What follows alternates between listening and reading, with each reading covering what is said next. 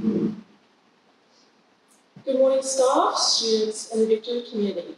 It is an honour to be back here today and to have the chance to reflect on my Year 12 journey where, if I'm being honest, my academic results were actually the least interesting part.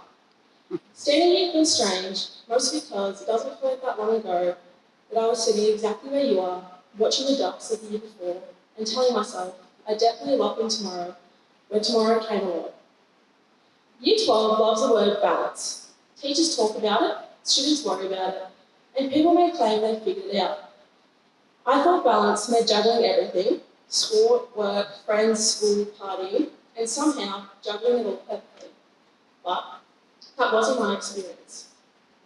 I played netball, worked a job, went out most weekends, and didn't study throughout most holidays or weekends either, as a result of burnout, stress, or busyness. From the outside, that depot doesn't look like a duck strategy, and that's kind of the point. What I learned pretty quickly is that balance doesn't mean perfection, it means persistence. Showing up again after a bad result, adjusting instead of quitting, trying again when it would be easier not to. The big shift for me was understanding that failure isn't something to avoid, it's part of the process.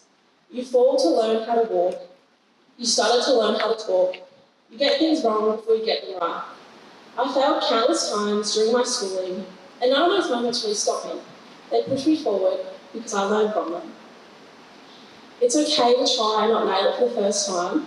You might leave the school for a term, miss out on a leadership role, or take a path that doesn't look impressive on paper, and still end up exactly where you're meant to be. You don't need a title to do great things or to matter. You don't need a perfect system. You don't even need to know how to study to start. You just need to begin.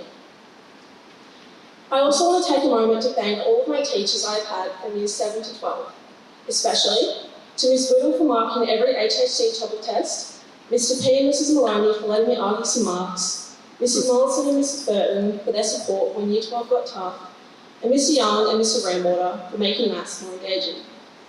Their guidance and dedication truly led me to be standing here this morning.